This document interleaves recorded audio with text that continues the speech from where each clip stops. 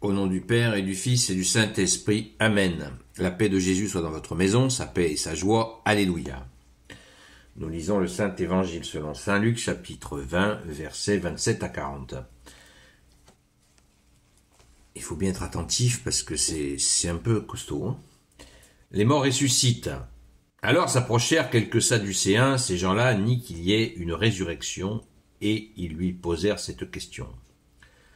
Maître, Moïse nous a mis ceci dans l'Écriture. Si un homme marié meurt sans enfant, sans frère, son frère doit prendre la veuve et donner ainsi une descendance à celui qui est mort. Or, il y avait 7 frères. Le premier s'est marié et il est mort sans enfant. Le deuxième, puis le troisième ont pris la veuve, et de même les autres jusqu'au 7e, ils sont tous morts sans laisser d'enfant. Ensuite, la femme est morte. S'il y a résurrection, duquel d'entre eux sera-t-elle la femme, puisqu'elle l'a été des 7? Jésus leur dit, les enfants de ce monde prennent mari ou femme, mais ceux qu'on a trouvés dignes d'avoir part à l'autre monde et à la résurrection des morts ne prennent pas mari ou femme. Par ailleurs, ils ne peuvent plus mourir, mais ils sont comme des anges. Eux aussi sont fils de Dieu, puisqu'ils sont nés de la résurrection. Quant au fait que les morts ressuscitent, Moïse lui-même l'a institué dans le passage du buisson ardent, là où il appelle le Seigneur Dieu d'Abraham, Dieu d'Isaac et Dieu de Jacob. Il n'est pas un Dieu des morts, mais bien des vivants. Tous vivent pour lui. À ce moment, quelques maîtres de la loi prirent la parole et dirent « Maître, tu as bien parlé ». Mais après cette réplique, plus personne n'osait l'interroger. Merci Jésus pour ta parole. Il fallait être costaud pour, avoir une certaine tournure d'esprit pour poser ce genre de questions, puisque il croyait que une fois au paradis, les Sadducéens donc, ceux qui nient la résurrection, ils pensaient que c'était une histoire de descendance. Eh bien, Jésus nous enseigne pas du tout. Dans une autre séquence d'évangile, Jésus dit au paradis, vous ne prendrez ni homme ni femme. C'est dit encore plus directement. C'est pas une histoire de descendance, c'est une histoire c'est le royaume des cieux que Jésus annonce. Et là, nul ne prend homme ou femme. Il n'y a pas de mariage au ciel.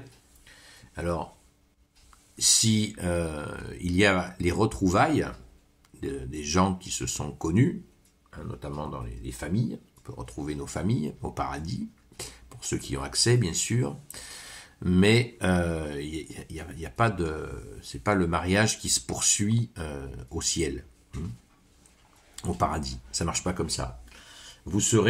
Jésus nous dit, vous serez comme des anges.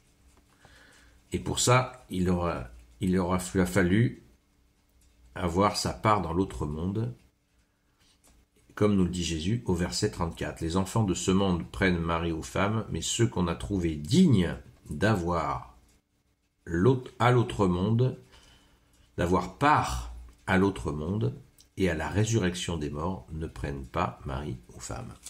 Voilà. Donc la résurrection, le passage en paradis, c'est comme ça que ça se passe. Donc c'est une bonne nouvelle. C'est une très bonne nouvelle parce que nous sommes en paradis dépouillés de tous nos attributs terrestres et nous sommes dans cette contemplation, cette vision béatifique, c'est appelé ainsi, en étant dans un état d'ange. Donc c'est intéressant de l'imaginer, malgré qu'on n'ait pas trop de détails, et c'est très bien que l'on n'ait pas trop de détails, parce que cette vision béatifique, elle est merveilleuse, et si elle était trop précise dans ce côté merveilleux, eh bien, on ne pourrait plus vivre sur Terre, puisqu'on serait omnibulé par cela. Et je me souviens d'une personne comme ça, qui avait perdu un être cher de sa famille, et qui était très pieux, et la personne s'inquiétait, n'en dormait plus, de savoir où était passé cet être cher, puisque parti, la personne était donc défunte, et elle avait beaucoup prié, Et elle avait eu un songe de ce défunt qui lui a dit ne t'inquiète pas, là où je suis très bien. Voilà. Et cela confirme tout cela. Un autre aspect, Jésus en remet une couche. Quant au fait que les morts ressuscitent, Moïse lui-même l'a institué dans le passage du buisson ardent, là où il appelle le Seigneur Dieu d'Abraham, Dieu d'Isaac et Dieu de Jacob. Il n'est pas un Dieu des morts, mais un Dieu des vivants. Tous vivent pour lui. C'est Jésus nous dit sans cesse, celui qui mange mon corps et mon sang aura la vie éternelle. Celui qui croit et sera baptisé, eh bien, sera sauvé, donc accès à cette vie éternelle. Dieu est le Dieu des vivants. Il n'est pas le Dieu des morts. Voilà. Ça, c'est fondamental. Alors, au verset 39, moi, j'ai un petit questionnement. À ce moment, quelques maîtres de la loi prirent la parole et dirent « Maître, tu as bien parlé ». En général, on voit souvent les maîtres de la loi chercher à coincer Jésus, et là, ils lui disent « Tu as bien parlé ». Bon, après, il nous est dit au verset 40, mais après cette réplique, plus personne n'osait l'interroger. Et oui, parce que Jésus a fait référence à Moïse. Alors là, les maîtres de la loi sont en extase, puisque c'est leur référence principale, évidemment.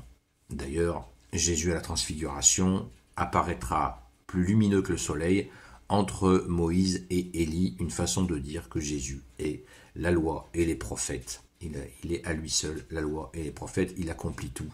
Merci Jésus, alléluia. Gloire soit au Père et au Fils et au Saint-Esprit, maintenant et toujours et pour l'éternité. Amen. Ô Jésus, toi qui peux tout et qui portes tout, toi le Sauveur, toi l'Emmanuel, toi le Roi de gloire, le Dieu de nos vies, je te confie toutes celles et ceux qui regarderont cette vidéo, ainsi que leurs proches, selon ta seule volonté, ô Jésus. Sainte Marie, Reine des cieux, toi l'Immaculée Conception, toi qui écrases le serpent, toi qui es la lune sous tes pas, toi notre Mère, Notre-Dame, Saint Joseph, toi le juste et le saint, toi le sage, toi la terreur des démons, toi le saint gardien de la Sainte Église catholique apostolique, Sainte Marie-Madeleine, notre chère Sainte Patronne, et vous, tous les saints et saintes, amis de Jésus, Saint Michel Archange, Saint Gabriel Archange, Saint Raphaël Archange, et vous tous les anges qui servez Jésus, je vous confie toutes celles et ceux qui regarderont cette vidéo, ainsi que leurs proches, selon ta seule volonté, ô Jésus.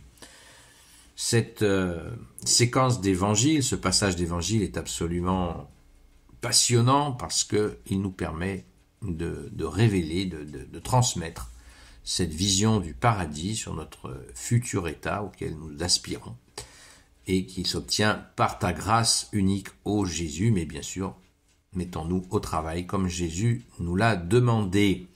Alléluia, afin que les œuvres collaborent à la grâce, bien évidemment. Gloire éternelle soit au Père et au Fils et au Saint-Esprit, maintenant et toujours et pour l'éternité. À ce soir, à 20h, de 20h à 22h, sur la chaîne Seul Jésus Sauve, pour ceux qui le souhaitent sur TikTok. À très vite.